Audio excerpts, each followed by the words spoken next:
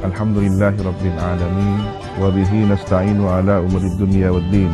Allahumma inni a'udhu bika an adillah au udallah au azillah au uzallah au azlima au uzlama au ajhala au yujhala alayya.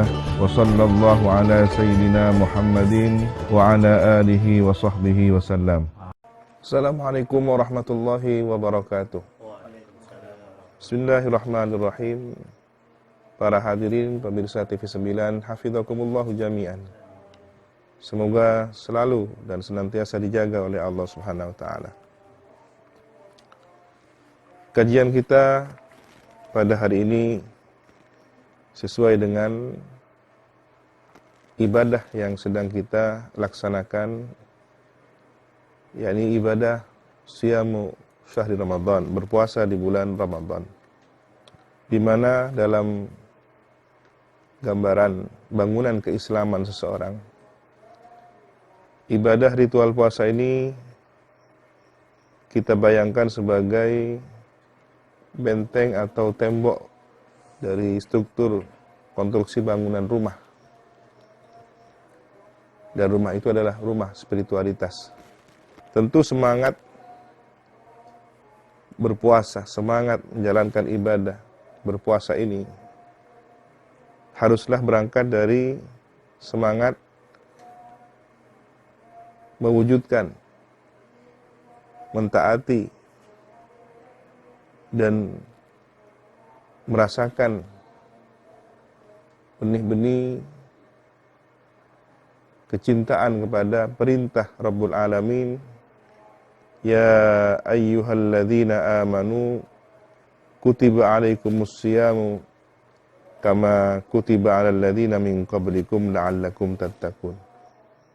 Kita fokus pada kalimat ya ayyuhalladzina amanu, wahai orang-orang yang beriman. Khitab, arah pembicaraan kepada orang yang beriman. Barulah kemudian fokus kita yang kedua pada kalimat kutiba alaikum, diwajibkan atas kalian. As-siyamu, berpuasa. Di sini ada koneksi keimanan dengan pelaksanaan ibadah puasa. Ketika seseorang di dalam hatinya telah tumbuh tanaman keimanan dari biji keikhlasan, maka kualitas ini akan terwujud dalam bentuk pelaksanaan ibadah puasanya juga. Di mana ibadah puasa ini sebenarnya bukan hanya syariat baginda Nabi Muhammad kepada umat ini, tetapi dijelaskan kama kutiba 'alal ladzina min qablikum, sebagaimana puasa ini juga telah diwajibkan, syariatnya juga telah pernah berlaku di masa lalu pada para nabi-nabi yang terdahulu. La'allakum tattaqun. La'alla, kalau kita merujuk kepada beberapa tafsir Al-Qur'an, maka la'allakum, la'alla bukan berangan-angan, bukan berharap, tetapi ini suatu kepastian. Tattaqun, pasti bertakwa. Artinya, orang yang melaksanakan ketaatan dalam wujud beribadah puasa, disinilah kemudian ada nilai ketakwaan. Lalu bagaimana bentuk pelaksanaan itu? Ayyamam ma'dudat, ada beberapa waktu yang sudah ditentukan. Faman kana minkum maridun aw ala safarin fa iddatum min ayyamin ukhar, ila akhir ayat. Di sini ada beberapa toleransi dalam melaksanakannya. Ada keringanan, ada dispensasi dalam melaksanakannya. Ibadah, kewajiban, tetapi sewaktu-waktu pada kondisi yang menyesuaikan, tentu ada dispensasi, keringanan dalam melaksanakan ketaatan ibadah puasa ini. Baik, saya teringat dengan kisah seorang A'rabi, orang dusun pedalaman yang jauh dari peradaban kota-kota besar. Biasanya mereka ketika hadir menjumpai baginda Nabi, pertanyaannya adalah pertanyaan yang sangat polos, lugu. Dan tentu orang semacam ini memiliki kepekaan sosial dan tidak banyak kepentingan, sederhana saja. Apa yang ditanyakan oleh si A'rabi, orang pedalaman ini, dia datang kepada baginda Nabi, disaksikan oleh sahabat Abu Hurairah radhiyallahu taala anhu. Dia bertanya, "Ya Rasulullah, tunjukkan kepadaku amal yang bila aku melakukannya aku pasti masuk surga." Sederhana. Dia tidak ingin ternaknya lebih banyak, dia tidak ingin kepentingan derajat duniawi, tapi bagaimana perjalanan hidupnya di dunia ini menentukan perjalanan kehidupannya di akhirat. Saya ingin masuk surga. Amal apa yang harus saya lakukan? Sangat singkat dan polos, sederhana. Nabi pun memberikan jawaban yang simpel. Karena ini orang A'rabi, dia hadir dalam tempo yang tidak begitu lama, tidak mengaji secara kontinu, intens setiap hari kepada Nabi, tetapi hanya pada momentum tertentu sesekali saja datang ke Madinah. Berbeda dengan sahabat, apalagi para sahabat yang kategori Hawariyun, sahabat terdekat yang hampir setiap saat bersama baginda Nabi Muhammad SAW.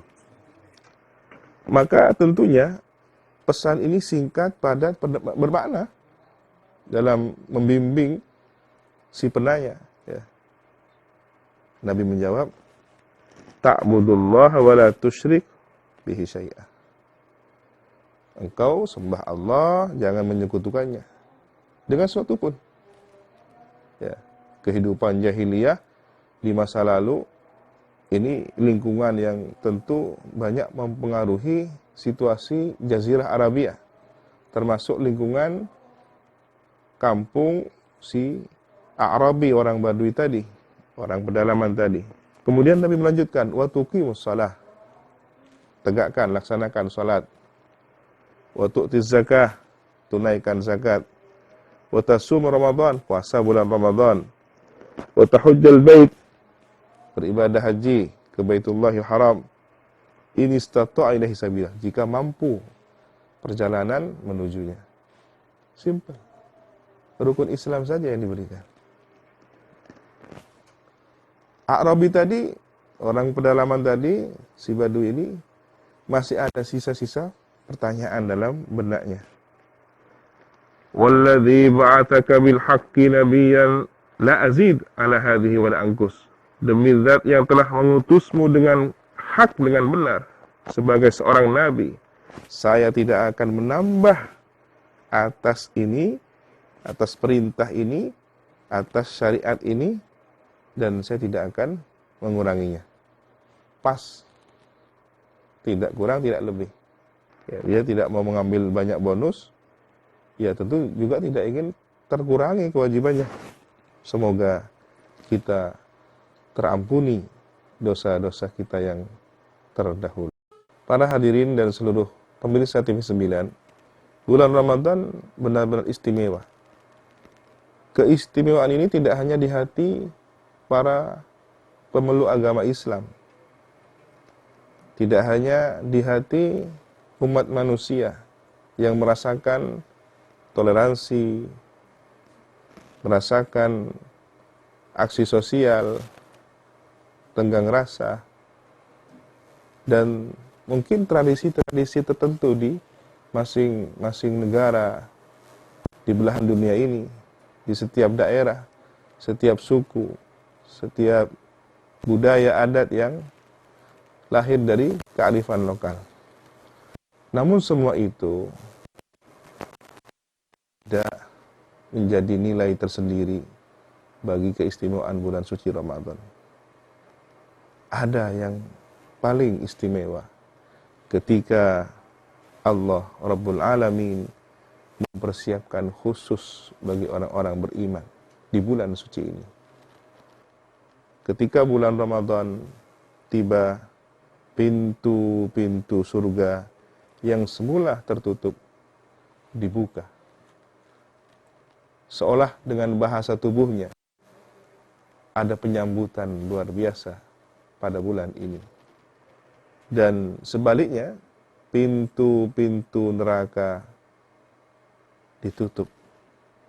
Bahkan setan pun yang kesehariannya berperan melakukan waswasah, bisikan, penyesatan, godaan, rayuan kepada hal mungkarat, dosa, kesalahan, kekhilafan yang mungkin akan ditimbulkan, dilakukan oleh manusia pada bulan ini. Mereka dibelenggu. Ini hal yang luar biasa. Dan setingkat lebih tinggi lagi, bahwa ternyata ibadah puasa ini memiliki tempat tersendiri dalam pandangan perhatian khusus Allah Subhanahu wa Ta'ala. Bahwa selain puasa adalah benteng perisai yang kita umpamakan dalam bangunan konstruksi adalah tembok, maka bangunan konstruksi jiwa kita sebagai manusia, bentengnya adalah puasa. Informasi ini disampaikan oleh baginda Nabi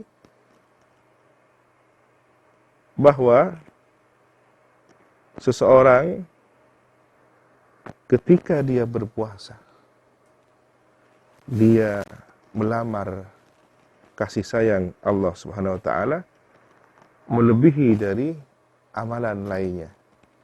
Mengapa? Karena pemberian pahala ini langsung dari Allah Subhanahu wa Ta'ala. Bahasa langsung dari Allah Subhanahu wa Ta'ala ini adalah bahasa ketakterhinggaan. Betapa nilainya juga sangat besar. Sementara ibadah yang lain, Allah sudah memberi nilai. Kalau barang jual di toko sudah ada harga, ya. Setiap kebaikan bi asyri amsalihha, ya. Al-hasanah bi asyri amsalihha. Kebaikan harganya 10 kali lipat. Bahkan sampai ila sab'ami'ah di'f. Ada yang diberi harga 700 kali lipat. Tapi kemudian Allah Subhanahu wa Ta'ala memberikan keistimewaan spesial, illa siyam, kecuali puasa. Fa innahu li wa ana ajzi bihi. Puasa ini untukku dan aku yang akan memberinya secara khusus. Apa makna dari fa innahu li? Potensi keikhlasan dalam puasa lebih besar daripada ibadah lainnya. Salat kita pasti dilihat orang. Berzakat, si penerima pasti melihat kita. Berhaji, luar biasa, sambutan kerabat, keluarga, sanak famili akan mengantarkan keberangkatan kita menuju ibadah haji. Tetapi puasa, siapa yang bisa membedakan orang ini benar-benar puasa atau pura-pura puasa? Tipis sekali. Bisa jadi dia sudah dari ruang makan, habis satu piring, kemudian diusapnya, kemudian dia tunjukkan kondisi lemah lunglai, sementara sudah habis nyaris 2 porsi misalnya. Tidak ada yang tahu. Tidak ada yang tahu. Subhanallah. Lebih dari ini. As-siyamu fa innahu li. Ternyata pengecualian illa siyam fa innahu li, puasa itu spesial untuk Allah. Dari makna pelaksanaannya ada hikmah, ada perenungan, ada proses pengenalan kita hamba dengan karakter ketuhanan. As-samad. As-samad sifat Allah yang tidak butuh kepada apapun siapapun. Nah, kita belajar melalui sholat, ibadah puasa. Dari puasa ini kita akan merasakan bagaimana belajar tidak butuh makan. Belajar tidak butuh minum. Dan ternyata kita benar-benar manusia. Kita adalah benar-benar makhluk yang sangat membutuhkan kepada makhluk yang lain. Asupan gizi dari makanan, dari minuman yang kita konsumsi. Sementara Rabbul Izzati Maha Suci. Qul huwallahu ahad, Allahus samad. Sifat as-samad inilah yang diperkenalkan Allah melalui ibadah puasa. Alhamdulillah kita sudah berada di ujung kajian. Segmen terakhir ini kita langsung saja diskusi. Silahkan, mungkin ada beberapa pertanyaan terkait puasa. Baik, silahkan. Tanya Kiai. Assalamualaikum warahmatullahi wabarakatuh. Bismillahirrahmanirrahim. Tadi Kiai menjelaskan bahwa salah satu keistimewaan di bulan suci Ramadan ini adalah pintu-pintu surga dibuka oleh Allah, pintu-pintu neraka ditutup oleh Allah. Bahkan setan-setan pun dibelenggu oleh Allah. Lalu pertanyaan saya, Kiai, setan-setan di bulan Ramadan itu kan dibelenggu oleh Allah. Kenapa dalam kehidupan sehari-hari masih banyak manusia-manusia melakukan kemaksiatan? Barakallahu fikum. Ini memang terjadi di masyarakat awam ya. Ketika seseorang hanya mendengar informasi setan dibelenggu, lalu dia melihat kenyataan masih terjadi kriminal, perilaku menyimpang dan kejahatan seterusnya. Jawaban yang sangat melegakan dan menenangkan kita adalah jawaban dari sebagian para masyayikh. Sepanjang tahun setan itu mendidik potensi nafsu kita untuk melakukan angkara murka. Jadi setan punya murid yang ada dalam madrasah diri kita ini. Begitu dia sudah menyelesaikan masa pendidikan belajar mengajar selama 1 tahun, masa ujinya adalah bulan suci Ramadan. Nah, si murid ini apakah murid yang berhasil menyerap ilmu gurunya, setan, ataukah dia gagal? Inilah sebenarnya potensi keburukan yang ada dalam diri kita. Setannya dibelenggu, tapi muridnya ada di sini. Ketika seseorang melakukan kejahatan, sebenarnya bukan setan yang membisikkan, tapi muridnya yang merupakan bagian dari diri kita sendiri yang mengamalkan ilmu gurunya. Baik, silahkan penanya berikutnya. Tanya Kiai. Assalamualaikum warahmatullahi wabarakatuh. Tadi ada penjelasan tentang berpuasa itu adalah melamar kasih sayang Allah. Saya mau bertanya, apa sih rahasia dari bulan puasa itu sendiri yang tergantung di dalamnya? Demikian Kiai. Assalamualaikum warahmatullahi wabarakatuh. Barakallahu fikum. Pertanyaan istimewa. Melamar kasih sayang Allah. Karena dari penyambutan tadi sudah luar biasa. Pintu surga dibuka, pintu neraka ditutup, setan pun dibelenggu. Dan pemberian pahalanya pun langsung Allah Subhanahu wa taala. Mengapa? Di samping bahwa ada pembelajaran, pengenalan kita sebagai manusia kepada karakter ketuhanan As-Samadiyah, ya, yang tidak membutuhkan pada apapun. Ternyata di sini oleh Abu Yazid Muhammad Al-Maliki dalam kitab Qul Hadhi Sabili, beliau menjelaskan apa yang sudah disampaikan oleh Hujjatul Islam Al-Imam Ghazali mengenai Asrarus Saum, rahasia-rahasia puasa. Bahwa segala sesuatu ada pintunya, dan pintu ibadah puasa adalah bagaimana kita menaklukkan musuh utama manusia ini bernama setan. Setan mengalir dalam tubuh manusia mengikuti aliran darah. Ketika manusia ini berpuasa, maka aliran darahnya berkurang. Ini mempersempit pintu-pintu masuk setan.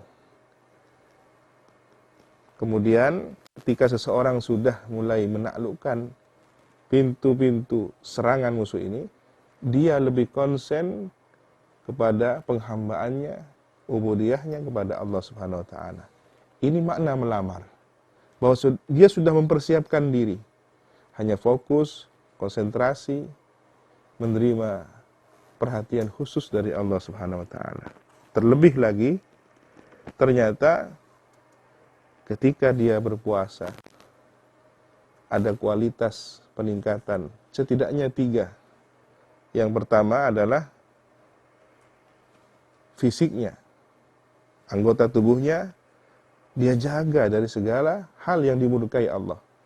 Lisannya, dia jaga dari berghibah, menggosip, menyampaikan berita hoax. Matanya, dia cegah dari memandang sesuatu yang mendurhakai Allah. Telinganya, mendengar informasi yang salah tanpa proses tabayun, klarifikasi, dan seterusnya. Yang kedua, tentu puasa batin, pembentengan batin, menjaga hatinya, pola pikirnya, bisikan lintasan-lintasannya, sehingga dia semakin masuk pada wilayah zikrullah, ingat Allah. Ini puasa khawasul khawas ya. Kemudian sebenarnya ini tingkatan yang paling awal ya.